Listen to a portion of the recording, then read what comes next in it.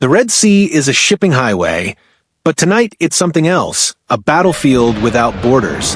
Yemen's Houthi movement, armed with Iranian drones, cruise missiles, and even anti-ship ballistic missiles, has rewritten the rules of naval warfare. Their targets? Global shipping and Israel. Israel has answered with a shadow campaign that just came into the light, strikes on energy infrastructure deep inside Yemen, including a power station south of Sana'a on August 17, 2025. As fires burned and generators went offline, a bigger question flashed across war rooms from Jerusalem to Washington. Does this drag the U.S. Navy back to the front line again? But before we continue, please encourage us to do more videos like this by liking and subscribing to our channel.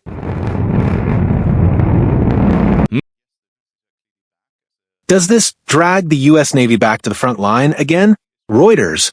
Since late 2023, the Houthis have targeted over 100 commercial and military ships, sinking vessels and killing civilian mariners, while introducing a terrifying first: combat use of anti-ship ballistic missiles.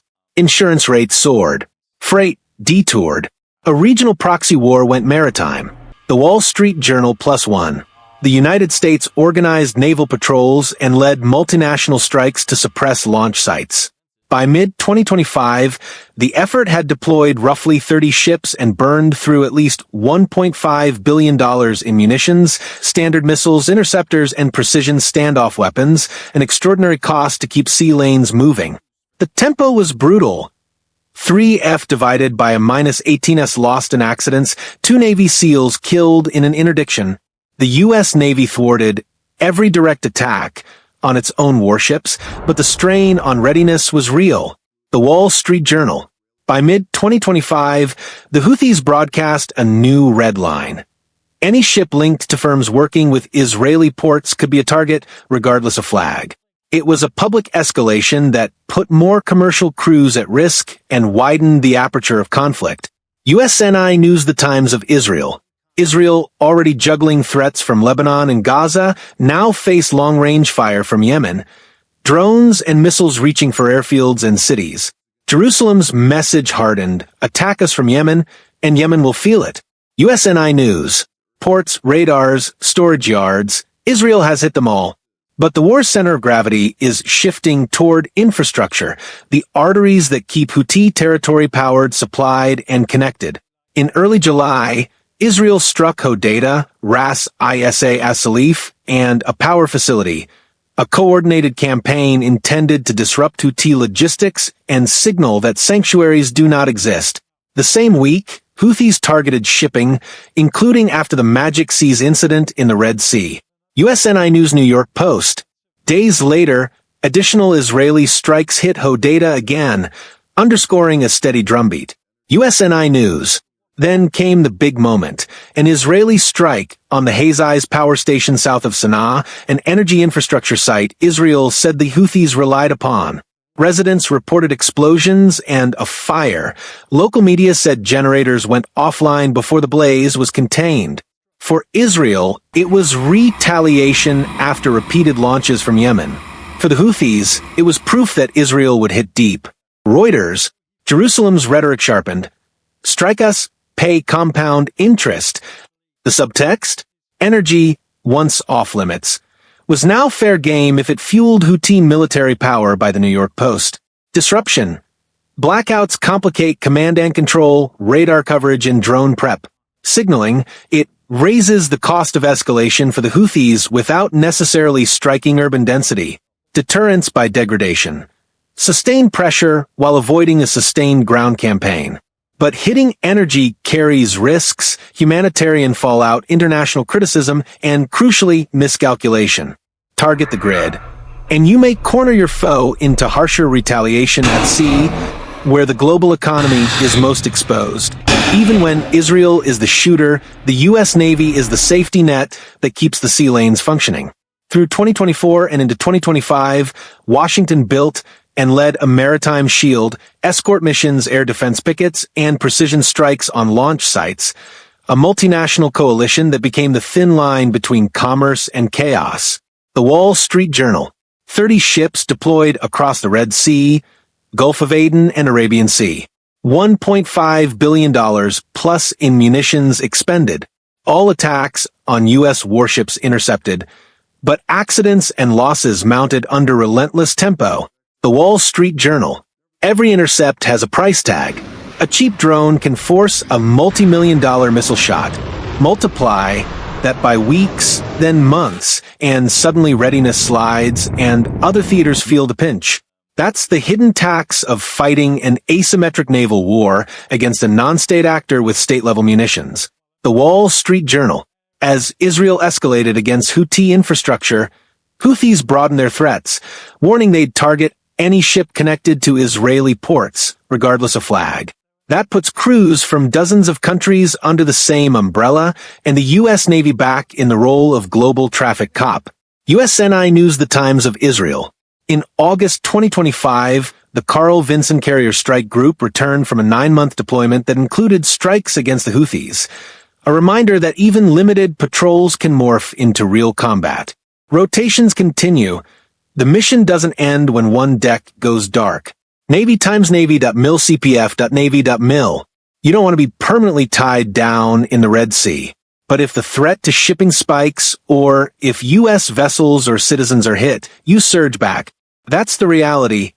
So will the U.S. Navy be pulled in again if the Israel-Houthi fight escalates further? Here are 6 realistic pathways. 1. Collateral pressure. Energy strikes, maritime retaliation. Beat. Israel hits another power node, port substation, or fuel hub. Houthi response. To offset grid losses, they ramp up sea denial, drone swarms, mines, or a volley of anti-ship ballistic missiles at focal choke points. Commercial carriers panic. Insurers spike premiums. U.S. Navy pull in. Washington surges Aegis destroyers and possibly a carrier, expands air defense pickets, and restarts precision strikes on launch rails. The aim: restore deterrence and keep trade moving. The Wall Street Journal. 2. Flag and citizen incidents. Beat. A ship with U.S. crew or U.S. corporate ties is hit or American casualties occur during a Houthi strike on Israel-linked shipping. U.S. Navy pull-in near automatic. Under domestic political pressure, the president orders expanded ROE to neutralize launch complexes, UAV assembly depots, and ISR nodes. The legal frame leans on self-defense and freedom of navigation. USNI News. 3. Missed by miles turns into a hit. Beat. The Houthis have previously claimed attacks on U.S. ships that fell short by large margins. If one doesn't miss, whether by skill or luck, the United States cannot ignore it. U.S. Navy pull in. A target list opens beyond immediate launch sites, storage, training, and command nodes, with cyber/EW to blind radars and telemetry, according to the Wall Street Journal. For Iranian enablement crosses threshold. Beat. Intelligence shows direct Iranian targeting data or advanced munitions entering the theater for tests. U.S. Navy pull in. Interdiction at sea intensifies, backed by long-range strikes to prevent Tehran from using Yemen as a missile lab. Risk. Escalation with Iran's broader network. 5. Coalition commitment cascade. Beat. After a major incident, European and regional partners request expanded U.S. leadership of a convoy scheme. U.S. Navy pull in. A formalized convoy system with scheduled windows, layered air defense, ASW screens, and mine countermeasures, a resource-heavy architecture the U.S. is best placed to command. 6. Israel requests specific capabilities. Beat. Facing sustained launches, Israel asks Washington to deploy ballistic missile defense ships to cover Eilat or the Gulf of Aqaba, or to conduct coordinated strikes on Yemeni launch corridors. U.S. Navy pull in.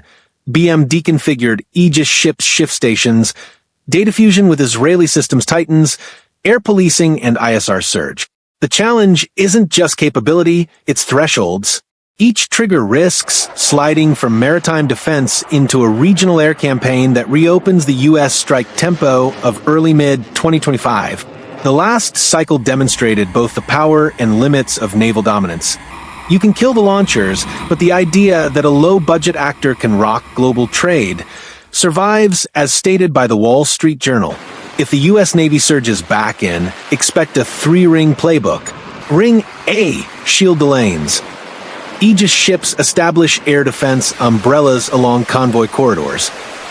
Airborne ISR hunts for launch indicators, EW jam seekers, fighters on strip alert. Mine countermeasures clear high-risk approaches to Hodeidah and the Bab el-Mandeb. Ring B, kill the arcs. Left of launch strikes on storage, assembly, training, and power feed sites that enable drone/missile prep. Target radars and data relays that make those long-range shots possible. Ring C, squeeze the enablers. Maritime interdiction against suspected arms shipments. Cyber operations to corrupt targeting and telemetry. Financial sanctions focusing on procurement networks. But there's a cost curve. Every SM-2, SM-6, or ESSM fired must be replaced, and the industrial base is already tight. The Navy has to ration high-end interceptors and rely more on guns and soft kill when possible, without letting anything leak through. That calculus, if protracted, can pull assets from the Indo-Pacific and stretch crews to the edge. Stated by the Wall Street Journal, even when you win tactically, you can lose strategically if the logistics burn rate outruns your industrial stamina. Israel's objective is simple to state, hard to achieve: stop the fire from Yemen. Hitting energy infrastructure is a pressure tactic, deny power to sustain operations, raise the price of escalation. But the Houthis have absorbed punishment and adapted before. Their narrative is solidarity with Gaza, and their fourth phase explicitly threatens ships linked to Israeli commerce, a global hostage strategy focused on trade itself. According to USNI News, The Times of Israel, if energy strikes multiply, Houthi planners can respond where they are strongest, the sea. Even a single high-profile hit or merely a near-miss on a U.S. escort can trigger the next U.S. surge. That's why every generator Israel knocks out risks another drone boat or missile volley at the choke point. The Wall Street Journal. There are ways down the ladder and up it, de-escalation paths. Back channel guarantees, reduced launches from Yemen in exchange for pause windows on infrastructure strikes. Convoy windows, predictable transit slots that lower insurance rates and reduce the need for constant escort. Arms interdiction enforcement, multilateral maritime control to throttle advanced missile flows into Yemen. Regional diplomacy, leverage Riyadh-Sanaa talks and Oman's channels to cap spillover. Escalation paths, follow on energy strikes, causing prolonged blackouts in dense areas. Mass salvo attempts at merchant convoys or BMD saturation shots at U.S. picket ships. A fatal strike on a U.S. citizen or warship, the tipping point that makes a new U.S. air/naval campaign inevitable, according to the Wall Street Journal. B-roll, carrier deck night ops, Tomahawk launch, P-8A Poseidon, MQ-9 imagery. If pull-in happens, expect a compressed timeline. H-24 to H-0. ISR flood. Satellites, P-8A MQ-9 and partner feeds to tag mobile launchers and power grid nodes that support the missile enterprise. BMD positioning, Aegis ships set overlapping engagement zones at convoy lanes. Air policing, carrier air wing flies barcaps and SCAR to find and finish launch rails. D-Day H hour. Left of launch strikes on storage depots, radar nodes, and command vans. Standoff weapons against defended sites. Cyber/EW to distort navigation and comms. Maritime interdiction against suspected resupply dhows and cargo runs. Plus H-24 to 72. Sustain. Rotate pickets, replenish interceptors, preposition repair capability at forward ports. Message. Publicize interdictions and at-sea rescues to undercut Houthi momentum. It's effective, but it's not free. The last cycle showed the price in munitions, maintenance, and opportunity cost elsewhere. That is the quiet debate in Washington. How deep do we go to keep the water calm? According to the Wall Street Journal, energy grids, warships, container ships, the lines are blurring. Israel's strikes on Houthi energy infrastructure aim to dim the lights on an enemy that fires from far away. But every blown transformer risks a new barrage at sea. And when the sea is threatened, the world calls the same number the U.S. Navy. Will America stay the distant shield or step back into the center ring? In the Red Sea, the next missile launch may decide. For videos like this, like and subscribe to our channel.